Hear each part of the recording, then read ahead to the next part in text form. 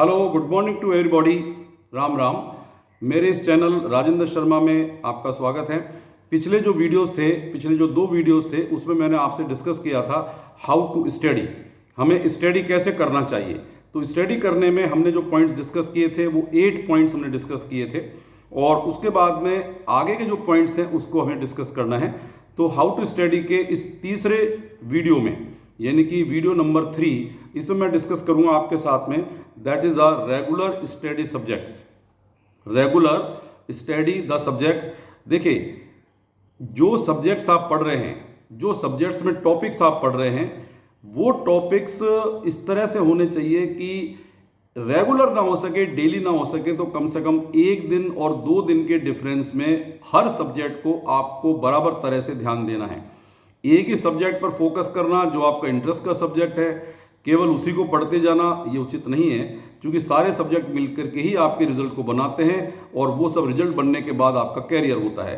तो डेफिनेटली जो सब्जेक्ट्स हैं, एक सब्जेक्ट को लंबे समय तक मत छोड़िए, आप एक टॉपिक को लंबे समय तक मत छोड़िए। धीरे धीरे क्या होगा कि उस टॉपिक को छोड़ने के बाद में आपका कॉन्फिडेंस उस टॉपिक पर से हटता जाएगा, उस सब्जेक्ट पर से हटता जाएगा और बाद में आपको धीरे धीरे डर लगने लगेगा उस सब्जेक्ट को पढ़ते हुए। ऐसा अक्सर देखा गया है कि किसी एक सब्जेक्ट पे किसी स्टूडेंट की मास्टरी है, प्रैक्टिस है, बहुत अच्छी है, तो वो ये हमेशा सोचता है कि इसको तो कभी पढ़ लेंगे, ये तो मेरा हमेशा टॉपिक बढ़िया है, और वो इसको 1 महीने, 2 महीने, 6 महीने तक लगातार छोड़ता जाता है।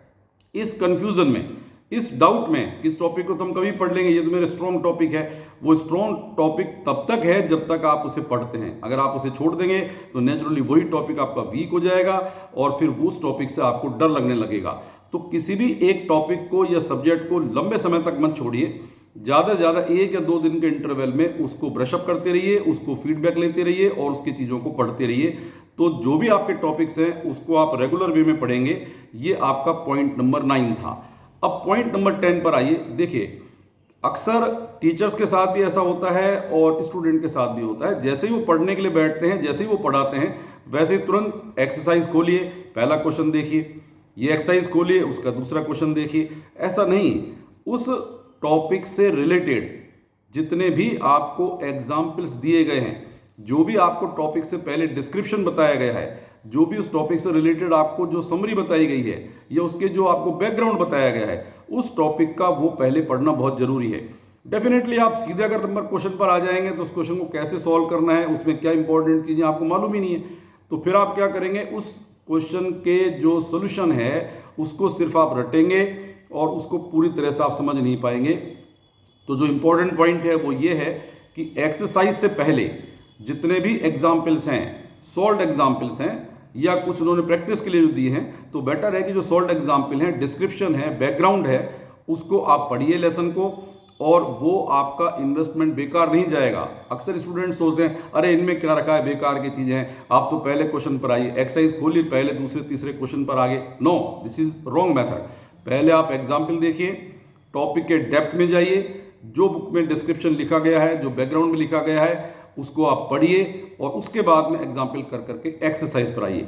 तब आपको ऐसा लगेगा कि अरे ये एग्जाम्पल के जैसा ही तो मिलता जुलता है, तो नेचुरली आप बिना किसी की गाइडेंस के भी उस टॉपिक को पढ़ सकते हैं। तो एग्जाम्पल्स को पढ़ना, एग्जाम्पल्स को करना बहुत जरूरी चीज है। उसके बाद में अगला जो टॉपिक है आपके 11th नंबर का टॉपिक, वो ये है, वेरी इंपॉर्टेंट टॉपिक, जितना आप पढ़ो उतना याद भी करो। अक्सर हम क्या करते हैं कि बिना कोई टाइम टेबल के, बिना कोई सेटिंग के, बिना कोई रूटीन के कोई सही सब्जेक्ट उठा लिया, कोई सही टॉपिक उठा लिया, उसको बैठ करके जस्ट रीड कर रहे हैं। This is not, every second is important, every minute is important. तो जो भी आप पढ़ें वो प्रोफेशनल तरीके से पढ़ें। ऐसा नहीं कि कुछ ही पढ़ लिया, कुछ ही भूल गए, कुछ ही करने लगे। नो, कुछ ही कर लें ये नहीं, इस तरह का जो मैनेजमेंट है इट इज नॉट गुड। इस तरह की कोई चीज एप्लीकेबल नहीं है। 1 मिनट भी आप पढ़ रहे हैं तो वो व्यर्थ की नहीं है, वो बेकार की नहीं है। आप जो भी पढ़ें, जितना पढ़ें उतना याद भी करें। अगर आप पढ़ते रहेंगे और कोई ध्यान नहीं याद करने का, तो वही टॉपिक आप 10 बार पढ़ लीजिए, 20 बार पढ़ लीजिए और वो टॉपिक आपको याद नहीं होगा। क्यों? क्योंकि आपने उस टॉपिक को याद करने के हिसाब से पढ़ा ही नहीं, जस्ट आप टाइम पास करने के लिए पढ़ रहे हैं उस टॉपिक को। वह उठाए कॉपी और बुक उठाई और उसके बाद उसे पढ़ना चालू किया। क्या पढ़ा, कैसे पढ़ा, कोई मतलब नहीं इसका। तो बेटर है कि अपने टाइम टेबल के अकॉर्डिंग जो पढ़ें उसको हम याद भी करें। अगर आप उसे अगर आप उसे याद नहीं कर सकते हैं तो नेचुरली वही टॉपिक आपको परेशानी करेगा और उस टॉपिक को बार बार आपको पढ़ना पड़ेगा। इसके अलावा जो आपकी स्टडी है उसको एक सेट टाइम टेबल के अकॉर्डिंग करें। ऐसे नहीं कि बाहर से उठ करके आए अचानक से, अरे क्या पढूं, कौन सब्जेक्ट पढूं, जो बुक सामने पड़ी उसी को उठा लिया, चलो इसी को पढ़ लेते हैं, चलो इसी को रीड कर लेते हैं। Just it is time killing, just it is time killing. ऐसा नहीं है कि आप 10 मिनट के लिए आप बैठे हैं तो 10 मिनट में कुछ ही पढ़ लें। 10 minutes are also very important. 10 minutes are not the very simple time and it is not a small time. So 10 minutes अगर आपके पास हैं तो बेटर है कि आपने कोई नोट्स बनाए हैं, कोई फॉर्मूले बनाए हैं, कोई समरी आपने लिखी है, उन सब चीज़ को पढ़िए। लेकिन जो भी पढ़ें वो प्रोफेशनल तरीके से पढ़ें। दैट मीन्स जितना पढ़ें उतना याद भी करें। अगर आप नहीं पढ़ेंगे, याद करने की दृष्टि से नहीं पढ़ेंगे तो वो टॉपिक को बार बार पढ़ना पड़ेगा, बार बार भूलते जाएंगे और आपका टाइम किल होगा। तो टालम टोल करने के लिए कोई सी बुक उठा ली, कोई सा टॉपिक उठा लिया, इट इज़ नॉट अलाउड। आप टाइम टेबल के अकॉर्डिंग, तो जो 10th नंबर का पॉइंट था एग्जाम्पल्स को करें, 11th नंबर जितना पढ़ें उतना याद करें, no time pass, no time wastage. और ऐसा भी नहीं कि कुछ भी टॉपिक उठाया और उसको पढ़ने लग गए। तो ये सारे जो पॉइंट्स हैं वो सारे के सारे पॉइंट्स आपके लिए इंपॉर्टेंट हैं। तो ये मैंने 13 पॉइंट्स आपको डिस्कस किए हैं 3 वीडियोस में। एक बार मैं समराइज कर देता हूं। पहले से पढ़ करके जाएं, टॉपिक को आकर के फिर पढ़ें, अपने टाइम टेबल को सेट करके बनाएं, क्लास में ध्यान से सुने, लिख करके याद करें, एक वीक फीडबैक के लिए रखें, छोटे छोटे टारगेट्स बनाएं, अपनी सिटिंग पावर को बढ़ाएं।